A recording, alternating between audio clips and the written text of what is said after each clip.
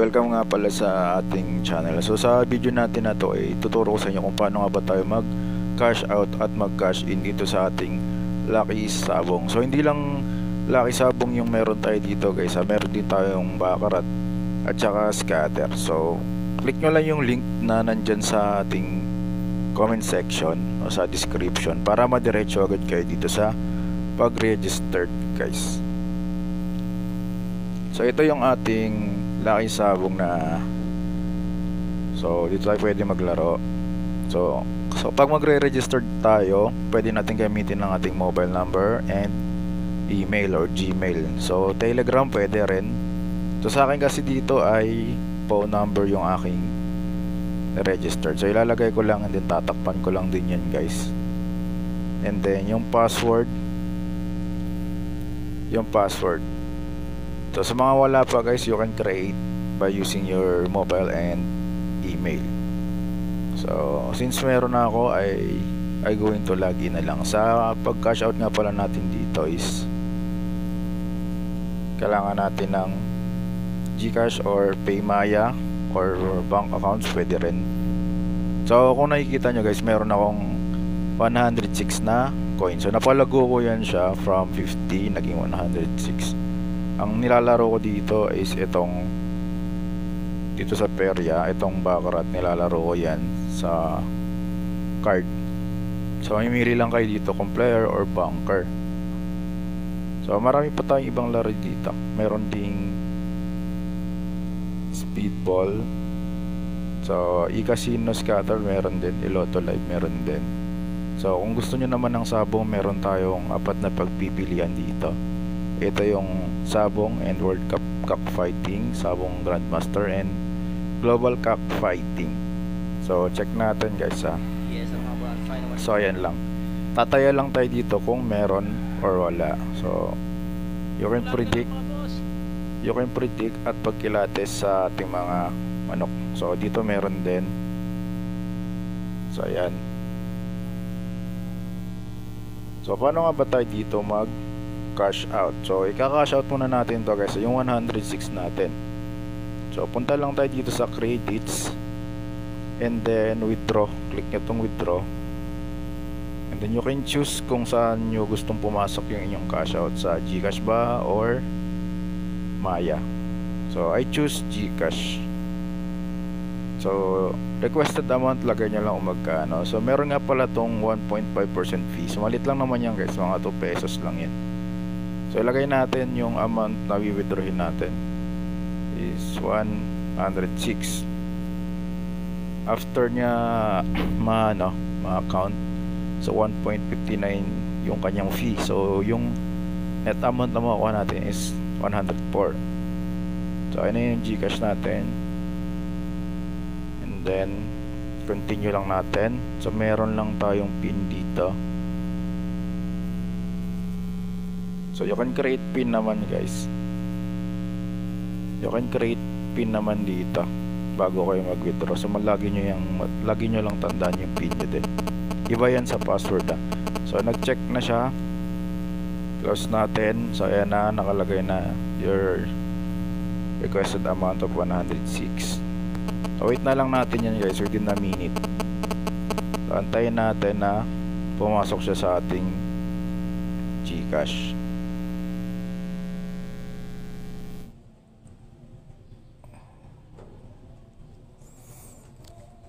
So guys, medyo pasensya na nga pala at maingay yung ating video kasi naka-charge pala ako, so maingay pala kapag naka-charge. So dumating na yung ating withdraw guys. So as you can see dito sa withdraw transaction, nakita nyo ay completed na yung ating na withdraw. So completed na siya. So ito nga pala yung mga previous na withdrawal ko din guys. So yan. So makikita natin dito sa top. So ito na yung amount na na-receive natin kanina. You receive 104. So ayan yung balance natin. So ang gagawin naman natin ngayon guys ay kung paano nga ba tayo mag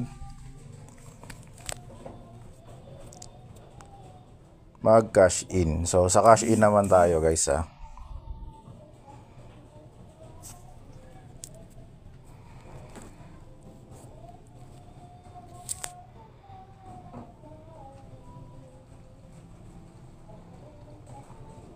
So, click lang natin ulit yung credits. Tapos deposit. And then, marami tayong pwedeng pagpilian dito kung paano tayo mag-cash in, guys.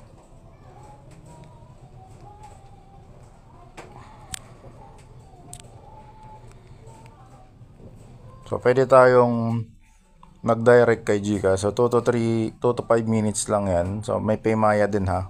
And then, may go time. So, dito nga pala sa ePlay via QRPH is yan yung ano. Kailangan nating kunin yung wait lang guys. Kailangan nating kunin yung QR code. So, hello. So, kailangan natin kunin yung QR code niyan. So, check muna natin tong ePlay kung paano.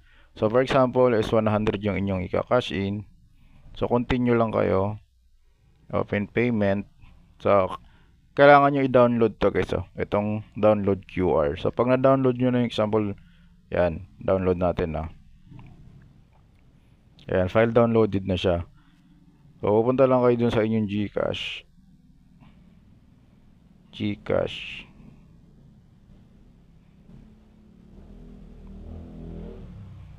Wait lang natin guys. So ayan. Tapos enter tayo. And then punta tayo dito sa QR. Dito sa QR. Tapos i-upload nyo lang yung inyong photos guys. Yan. Example yan. I-upload nyo lang yung na-download yun na QR doon sa ating laro.